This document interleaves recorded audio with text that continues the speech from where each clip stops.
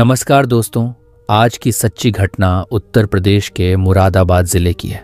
मुरादाबाद के थाना बिलारी क्षेत्र में ढकिया नरू नाम का एक छोटा सा गांव है। इसी गांव के बाहरी छोर पर रास्ते के किनारे प्रेम सिंह नाम के किसान का खेत पड़ता है। 31 जुलाई 2025 की सुबह कुछ ग्रामीण अपने काम से गुजर रहे थे कि अचानक उनकी नज़र प्रेम सिंह के खेत की ओर पड़ी। जो दृश्य उन्होंने देखा, उसे देखते ही सबके पैरों तले जमीन खिसक गई। खेत के बीचों बीच एक अज्ञात व्यक्ति का शव पड़ा हुआ था। यह खबर पूरे गांव में आग की तरह फैल गई और थोड़ी ही देर में वहां भारी भीड़ जमा हो गई। लेकिन अजीब बात यह थी कि कोई भी उस मृत व्यक्ति को पहचान नहीं पा रहा था।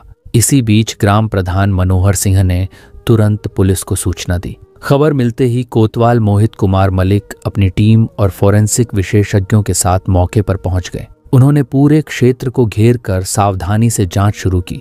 आसपास मौजूद हर निशान और संभावित सबूत को ध्यान से परखा ताकि यह पता लगाया जा सके कि यह मौत कैसे हुई। प्राथमिक कार्यवाही के बाद शव को पोस्टमार्टम के लिए जिला मुख्यालय भेज दिया गया। अगले दिन जब अखबारों में एक अज्ञात व्यक्ति का शव मिलने की खबर छपी तो उसे पढ़कर महेंद्र नाम का व्यक्ति तुरंत बिलारी कोतवाली पहुंचा। दरअसल उसका भाई कृष्णवीर पिछले दिन शाम करीब 4:30 बजे से घर नहीं लौटा था। महेंद्र सिंह जिला संभल के थाना कुर फतेहगढ़ क्षेत्र के गांव मिठनपुर मौजा निवासी पर्वत सिंह का बेटा है। पुलिस उसे लेकर मोर्चरी पहुंची। जैसे ही उसे शव दिखाया गया, महेंद्र के पैरों में जैसे जान ही न रही। वहां पड़ा शव किसी और का नहीं, उसके 40 वर्षीय भाई कृष्णवीर का था। साथ आए लोगों ने उसे संभाला क्योंकि सदमे में वह लगभग बेहोश हो चुका था। शुरुआत में पुलिस ने इसे एक सामान्य दुर्घटना मान लिया। उन्हें जानकारी मिली थी कि कृष्णवीर शराब पीने का आदी था, इसलिए पुलिस को लगा कि वह नशे की हालत में खेतों की ओर निकल आया होगा और मुंह के बल गिरने से उसकी सांस रुक गई होगी। शायद मिट्टी और पानी नाक मुंह में चले जाने से दम घुट गया हो। लेकिन यहाँ सबसे बड़ा सवाल यह था कि कृष्णवीर अपने घर से करीब 15 किलोमीटर दूर एक सुनसान खेत में आखिर कैसे पहुंचा। उधर जिस दिन से वह गायब हुआ था, उसकी पत्नी पिंकी अपने पति के बारे में आसपास पूछताछ कर रही थी, लेकिन कहीं से कोई सुराग नहीं मिला। और जब तीसरे दिन अखबार में खबर छपी, तब जाकर उसके बड़े भाई महेंद्र को शक हुआ।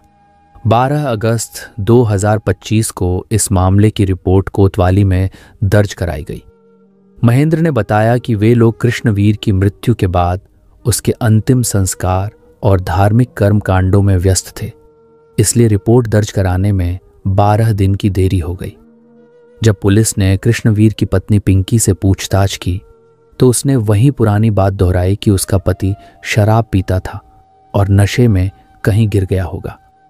लेकिन जब पुलिस ने थोड़ी सख्ती की तो पिंकी टूट गई और उसने पूरा सच उगल दिया। इसके बाद कोतवाल मोहित कुमार मलिक के निर्देशन में पुलिस टीम ने इस हत्या में शामिल सभी आरोपी चमन शर्मा, नितिन शर्मा निवासी गांव मनकुला, रविकांत निवासी मोहल्ला प्रेम विहार बिलारी और पिंकी निवासी मिठनपुर मौजा थाना कुर फतेहगढ़ जिला संभल को गिरफ्तार कर लिया।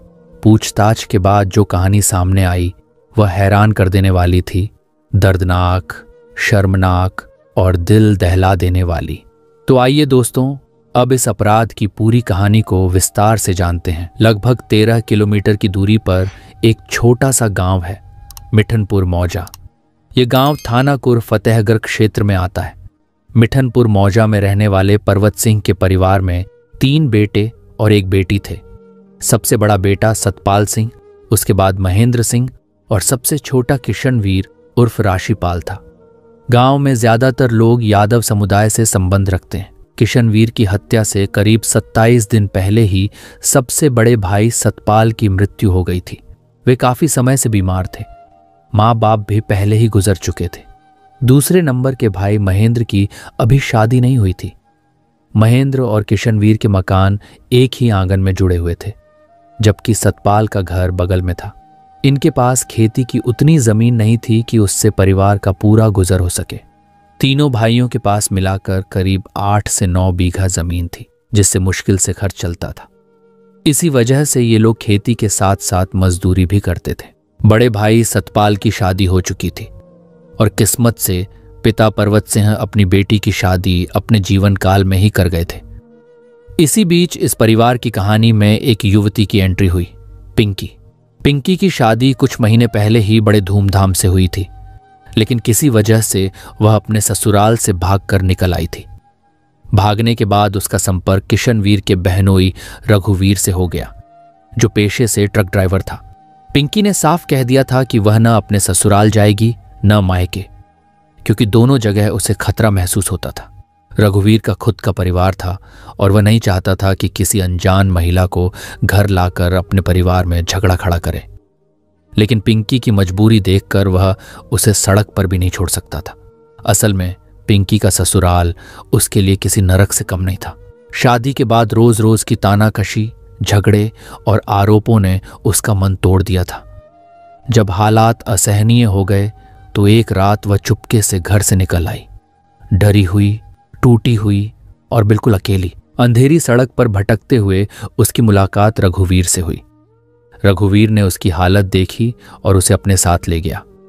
रास्ते में पिंकी ने बताया कि उसके लिए दोबारा उस घर में जाना मौत को दावत देने जैसा होगा। रघुवीर ने उसकी बात समझी और सोचा कि अगर इस लड़की की शादी अपने किसी साले से करा दी जाए तो उसकी जिंदगी पटरी पर आ सकती है। उसने दोनों साले महेंद्र और किशनवीर से बात की। उस समय दोनों ही अविवाहित थे। महेंद्र ने सुझाव दिया कि पिंकी की शादी किशनवीर से कर दी जाए। जब रघुवीर ने किशनवीर से बात की तो वह भी मान गया। बड़े भाई और बहनोई की इज्जत रखते हुए उसने पिंकी को अपनाने की हामी भर दी। गांव की परंपराओं और रिवाजों के अनुसार दोनों की शादी करा दी गई। शादी के बाद जब पिंकी किशनवीर के साथ रहने लगी तो लंबे समय बाद उसे पहली बार घर जैसा सुकून मिला। धीरे धीरे दोनों के बीच भरोसा और प्यार बढ़ने लगा। इधर पिंकी के पहले ससुराल वालों को जब पता चला कि वह घर छोड़कर कहीं चली गई है तो उन्होंने इसकी खास परवाह नहीं की। उन्हें लगा कि शायद वह मायके चली गई होगी, इसलिए उन्होंने मामले को अनदेखा कर दिया। उनके लिए यह कोई बड़ी बात नहीं थी, क्योंकि वे पहले ही पिंकी से पीछा छुड़ाना चाहते थे। अपनी तरफ से बचाव के लिए उन्होंने अगले ही दिन सुबह पिंकी के मायके फोन कर दिया और कहा, तुम्हारी बेटी पिंकी रात में ही घर छोड़कर कहीं चली गई है। उधर मायके वाले यह सुनकर घबरा गए। उन्होंने हर जगह तलाश शुरू की, थाने के चक्कर लगाए, रिपोर्ट दर्ज कराई, लोगों से पूछताछ की। आखिरकार उन्हें पता चला कि पिंकी इस समय जिला संभल के गांव मिठनपुर मौजा में रह रही है। इन सब हलचलों के बीच पिंकी ने अपने मन में ठान लिया था कि अब वह दिल की सुनकर ही जिएगी। उसने सबके सामने साफ कहा, किशनवीर ही मेरा असली पति है। गांव में तरह तरह की बातें होने लगी। कोई कहता ये सब पिंकी की गलती है, तो कोई उसकी हिम्मत की तारीफ करता था, मगर पिंकी के लिए बस एक ही सच्चाई थी। अब उसने अपनी नई जिंदगी चुन ली थी। वह अब किसी पुराने बंधन में बंधी औरत नहीं रही, बल्कि अपनी किस्मत खुद लिखने वाली एक नई कहानी की नायिका बन चुकी थी। हालांकि दूसरी बिरादरी में शादी करने के कारण उसके मायके वालों को समाज में शर्मिंदगी झेलनी पड़ी। लोग तरह तरह के ताने मारते, लेकिन पिंकी और किशन को किसी की परवाह नहीं थी। दोनों अपने छोटे से संसार में खुश रहना जानते थे। समय गुजरता गया और दोनों ने मिलकर अपनी जिंदगी को संवारने की कोशिश जारी रखी। एक दिन किशन अपनी पत्नी को साथ लेकर अलीगढ़ चला गया। वहां उसे एक फैक्ट्री में काम मिल गया। वह दिन भर मेहनत करता और शाम को घर लौटता तो पिंकी मुस्कुराकर दरवाजे पर उसका इंतजार करती। कभी वह देर से आता तो पिंकी नाखुश होकर कहती, टाइम से आ जाओ, अकेले डर लगता है। तब किशन हंस देता, उसे बाहों में भरकर कहता, मैं हूं ना, तुझे किस बात का डर। दोनों की जिंदगी खुशियों से भरी थी, मगर 9 साल गुजर जाने के बाद भी उनके घर में बच्चों की किलकारी नहीं गूंजी। शादी के शुरुआती दिनों में किशन मजाक करते हुए कहता था, जल्दी ही हमारा घर बच्चों की हंसी से भर जाएगा। लेकिन वक्त बीतता गया और यह सपना पूरा नहीं हुआ। हर शाम जब वह काम से लौटता और पड़ोस के बच्चों को खेलते देखता तो उसकी आंखें भर आती। वह मन ही मन सोचता, काश मेरा भी एक बेटा होता जो थकान में मेरी गोद में सिर रख देता, या किसी नन्ही सी बेटी की खिलखिलाहट घर में गूंजती, जो आते ही मेरे गले से लिपट जाती। उधर पिंकी की पीड़ा इससे भी गहरी थी। जब गांव की औरतें मेले ठेले या त्योहार पर अपने बच्चों का हाथ थामे जाती तो उसके खाली हाथ उसे और भी भारी लगते। रिश्तेदार और पड़ोसी ताने देते, जब संतान नहीं तो जीवन में क्या रखा है। ऐसी बातें सुनकर वह चुप हो जाती, लेकिन रात को उसके आंसू तकिए को भिगो देते। किशन उसका हाथ थामकर समझाता, मुझे तेरी मुस्कान ही सबसे बड़ा सहारा है। दुनिया कुछ भी कहे, तू मेरे साथ है, बस यही मेरी खुशी है। फिर भी दोनों के दिलों में कहीं ना कहीं एक कसक थी। उनका रिश्ता मजबूत था, लेकिन समाज की बातें और अंदर का खालीपन बार बार चुभ जाता। कभी कभी दोनों बैठकर सोचते, क्या हमारा प्यार ही हमारी संतान नहीं है? क्या हमारी मेहनत और संघर्ष से चल रही जिंदगी ही हमारी सबसे बड़ी विरासत नहीं? धीरे धीरे किशन को खुद पर शक होने लगा। उसने अपनी मर्दानगी पर सवाल करने शुरू कर दिए, लेकिन फिर काम की थकान में उन सवालों को दबा देता। उसे कभी कोई कमी महसूस नहीं हुई थी और न ही पिंकी ने उसे किसी बात के लिए दोषी ठहराया। पिंकी मंदिर जाती, व्रत रखती, भगवान से मन्नतें मांगती। किशन भी उसका साथ देता था, लेकिन धीरे धीरे उसका भरोसा टूटने लगा। एक दिन किशन ने धीमी आवाज में कहा, क्या हमारी मोहब्बत यूं ही अधूरी रह जाएगी? क्या हमारी जिंदगी में यही कमी रह जाएगी? उसकी आवाज में छिपा दर्द पिंकी के दिल में उतर गया। उसने उसका हाथ थाम कर कहा, हमारा प्यार कभी अधूरा नहीं हो सकता। बच्चा नहीं हुआ तो क्या हुआ, हम दोनों एक दूसरे के लिए ही तो हैं। लेकिन सच ये था कि दोनों के मन में कहीं ना कहीं टीस बाकी थी। पिंकी को लगता शायद वह मां बनने के लायक नहीं, और किशन को लगता शायद वह पिता बनने का हकदार नहीं था। फिर भी दोनों एक दूसरे का सहारा बने रहे। दिन भर की मेहनत के बाद जब रात को साथ बैठते तो सारी थकान और दुख कुछ पल के लिए भूल जाते। यहाँ के यादव समाज के लोग काफी पिछड़े हुए थे। इस वजह से संतान न होने की असली वजह जानने के लिए किसी ने कभी डॉक्टर की सलाह लेने की जरूरत भी नहीं समझी। करीब 3 साल पहले दोनों ने अलीगढ़ छोड़कर अपने पैतृक गांव लौटने का फैसला किया। गांव आकर किशनवीर ने गुजर बसर के लिए एक ई-रिक्शा लोन पर ले लिया। इससे घर का खर्च किसी तरह ठीक ठाक चलने लगा। इन्हीं दिनों उसकी पहचान मनकुला गांव के रहने वाले चमन शर्मा से हुई। मनकुला गांव किशन के गांव से करीब 45 किलोमीटर दूर था। चमन शर्मा अपने इलाके में पूजा पाठ और धार्मिक कर्मकांड कराने के लिए जाना जाता था। मुरादाबाद के ग्रामीण इलाकों में पंडित ब्राह्मण समाज का सम्मान आज भी काफी ऊंचा माना जाता है।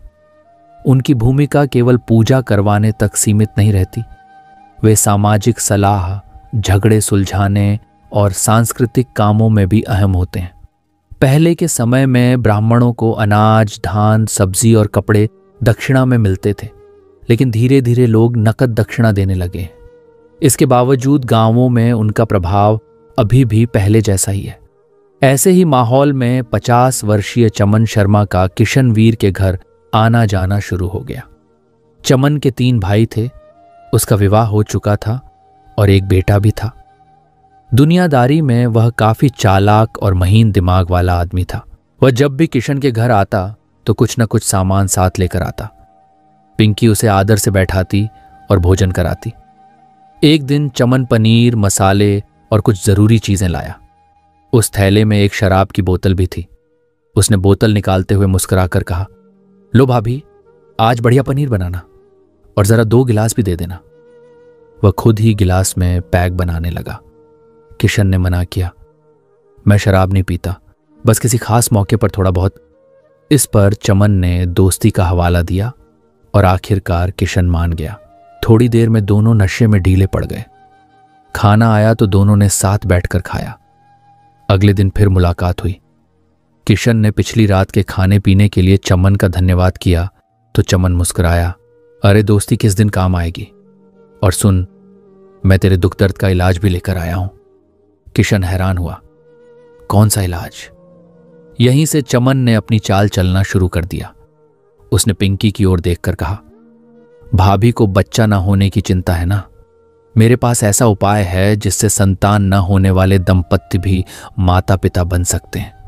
अगर भरोसा करो तो मैं मदद कर सकता हूं। यह सुनकर पिंकी की आंखों में उम्मीद की चमक आ गई, क्योंकि 9 साल से यही उसकी सबसे बड़ी ख्वाहिश थी। लेकिन किशन को बात कुछ अटपटी लगी। क्या वाकई ऐसा मुमकिन है? चमन ने रहस्यमयी लहजे में कहा। हाँ, लेकिन यह सिर्फ दवा का मामला नहीं है। कुछ खास धार्मिक क्रियाएं और उपाय करने पड़ते हैं। वह सब मैं करूंगा, खर्चा भी मेरा होगा। बस ये बातें किसी और को पता नहीं चलनी चाहिए। धीरे धीरे चमन ने पिंकी के मन में झूठी उम्मीदों का जाल बुनना शुरू कर दिया। कभी दवा के नाम पर, कभी ताबीज मंत्र के नाम पर वह उसे भरोसे में लेता गया। उसने दोनों को यह यकीन दिलाना शुरू किया कि संतान तभी होगी जब वे उसके बताए खास उपायों पर पूरी तरह विश्वास करेंगे। किशन सीधा साधा इंसान था। चमन ने उसे कुछ पुड़िया दी और कहा, संभोग से 1 घंटा पहले यह खा लेना, संतान निश्चित होगी। पिंकी मां बनने की चाह में उसकी हर बात पर भरोसा करती चली गई। धीरे धीरे चमन और पिंकी के बीच नजदीकियां बढ़ती चली गईं। चमन मजाक के बहाने उसे छूने की कोशिश करता और मौके देखकर सीमा लांघने की भी। धोखे और उम्मीदों के बीच पिंकी पूरी तरह उसके जाल में फंसती चली गई। उधर किशन को लगता था कि उसका दोस्त उसकी मदद कर रहा है, जबकि चमन उसकी सरलता का फायदा उठा रहा था। जब भी चमन को किसी पूजा से ज्यादा दक्षिणा मिलती, वह सामान और शराब लेकर किशन के घर आ जाता।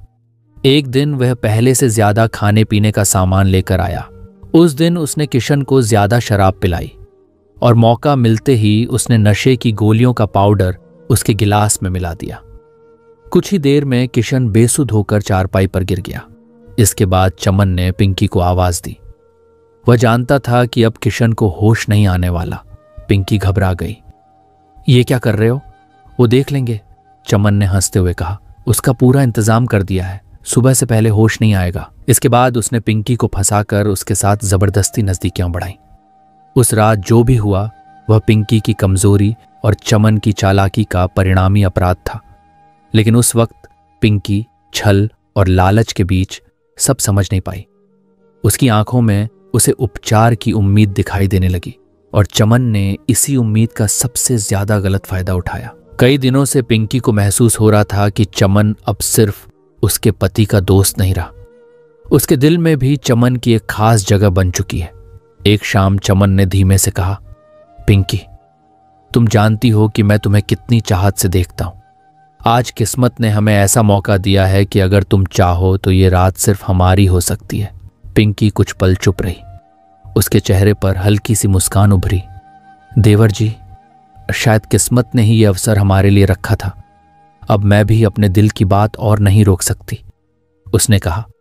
बस इतना कहना था कि दोनों के बीच की सारी दूरियां मिट गईं। रिश्तों की दीवारें ढह गईं और वो रात उनके लिए प्यार का एक नया किस्सा बन गई। दोनों ऐसे खो गए जैसे 2 जिस्म लेकिन एक जान हो। रात का आखिरी पहर करीब था। चमन की आंख खुली तो उसे लगा सुबह होने को है। पिंकी भी उठ चुकी थी, चेहरे पर नई चमक और चमन की आंखों में अजीब सा सुकून। दोनों जानते थे कि यह रिश्ता अब सिर्फ एक रात का नहीं रहने वाला। उनके जीवन का नया अध्याय शुरू हो चुका था। पिंकी ने धीरे से दरवाजा खोलकर बाहर झांका। जिठानी का कमरा बंद था। फिर वह मेन गेट पर गई और बाहर का मुआयना किया। चारों ओर सन्नाटा था। उसने इशारे से चमन को बाहर भेज दिया और वह दबे कदमों से निकलकर अपने घर चला गया। इसके बाद यह रिश्ता ऐसे ही चलता रहा। वक्त बीतता गया और पिंकी मां बनने वाली थी। कुछ महीनों बाद उसने एक बेटे को जन्म दिया। किशन की खुशी का ठिकाना नहीं था। वह समझ रहा था कि चमन की दी हुई दवा के कारण ही यह चमत्कार हुआ है। खुशी में उसने कर्ज लेकर जो ई रिक्शा खरीदा था उसे भी बेच दिया, क्योंकि अब उसे शराब की बुरी आदत लग चुकी थी। काम धंधा ठप पड़ गया और घर की हालत बिगड़ने लगी। चमन भी कभी कभार आता था, पर अब पहले जैसी मदद नहीं कर पाता था। ऊपर से बच्चे के आने से खर्च और बढ़ गए थे। इसी बीच कहानी में नया किरदार आया। नितिन, करीब 20 साल का और चमन का सगा भतीजा। किशन और नितिन की दोस्ती ई रिक्शा चलाते समय हुई थी। नितिन उनकी आर्थिक हालत जानता था और समय समय पर थोड़े बहुत पैसे उधार दे देता था। कई दिनों से दोनों की मुलाकात नहीं हुई थी। एक दिन नितिन अपने उधार के पैसे मांगने किशन के घर पहुंच गया। शाम ढल रही थी, हल्की सुनहरी रोशनी फैली हुई थी। किशन और चमन आंगन में बैठकर शराब पी रहे थे। नितिन आया तो दोनों ने उसे भी बुला लिया। तीनों के जाम पर जाम टकराने लगे। शराब खत्म हुई तो पिंकी को खाना लाने को कहा। पिंकी 3 थालियां लेकर आई और आदतन नितिन को नमस्ते किया। नितिन ने जैसे ही सिर उठाकर देखा, उसकी नजरें वहीं ठहर गईं। नशे के असर में वह पिंकी को घूरने लगा। उसकी आंखों में चमक थी, चेहरा पहले से भी ज्यादा खिला हुआ। बच्चा होने के बाद उसमें और निखार आ गया था। नितिन का ध्यान खाने में नहीं, सिर्फ पिंकी पर था। उस दिन उसने पैसे की कोई बात नहीं की। जाते वक्त बस इतना बोला, किशन अगर कभी दिक्कत हो तो बताना, मैं हूं ना। लेकिन उसकी नजरें तब भी पिंकी से हट नहीं रही थीं। पहली ही मुलाकात में उसका दिल पिंकी पर आ गया था। धीरे धीरे उनकी मुलाकातें बढ़ीं और पिंकी भी नितिन को चाहने लगी। नितिन ने भी वही रास्ता अपनाया जो उसके चाचा चमन ने अपनाया था। एक दिन वह शराब और खाने का थैला लेकर किशन के घर पहुंचा। थैले में शराब की बोतलें और एक पुड़िया थी जिसमें नशीली गोलियों का पाउडर भरा था। शराब पीते वक्त उसने वही पाउडर किशन के पैग में मिला दिया। कुछ देर में किशन की आंखें झपकने लगीं और वह लगभग बेहोश हो गया। और उस रात पिंकी और नितिन ने एक दूसरे के साथ खुलकर प्यार जताया। जवानी से भरे नितिन के साथ पिंकी ने भी सारी हदें तोड़ दी। अब स्थिति यह हो गई कि चाचा और भतीजा दोनों ही उसके दीवाने हो गए। कभी चमन आता, कभी नितिन, दोनों उसकी जवानी का मजा लेने पहुंच जाते। पिंकी अब नितिन की तरफ ज्यादा झुक चुकी थी, लेकिन चमन को नाखुश नहीं करना चाहती थी, इसलिए वह उसे भी खुश कर देती थी। दोनों उस पर जान छिड़कते और किशन की शराब का इंतजाम भी कर देते थे। किशन को अपनी पत्नी और उसके प्रेमियों की रंगीन रातों का अंदाजा था। नशा उतरने के बाद गांव वाले जब उसे बताते तो वह शर्म से गड़ जाता, लेकिन कुछ कह नहीं पाता, बस हालात के साथ बहता रहता। ये मामला धीरे धीरे पूरे गांव में चर्चा का विषय बन गया, पर कोई भी चाचा भतीजे के खिलाफ बोलने की हिम्मत नहीं करता था। किशन जानता था कि उनसे भिड़ना मतलब मौत को बुलाना, इसलिए वह गुस्सा पत्नी पर निकालता रहता। पिंकी रोज रोज की मारपीट से परेशान हो चुकी थी। आखिरकार उसने चमन और नितिन से बात की और तीनों ने मिलकर किशन को रास्ते से हटाने की खतरनाक योजना बना ली। कई दिनों से किशन को शराब नहीं मिल रही थी और जेब में पैसा भी नहीं था। योजना के मुताबिक पिंकी ने उससे कहा, नितिन इस समय स्योडारा में है, उसे बात हो गई है, तुम उसके पास जाओ, वो 4000 देगा। स्योडारा मिठनपुर मौजा से लगभग 2 किलोमीटर दूर था। किशन वहां पहुंच गया। वहां चमन, नितिन, अवनेश, रविकांत और शर्मा मौजूद थे।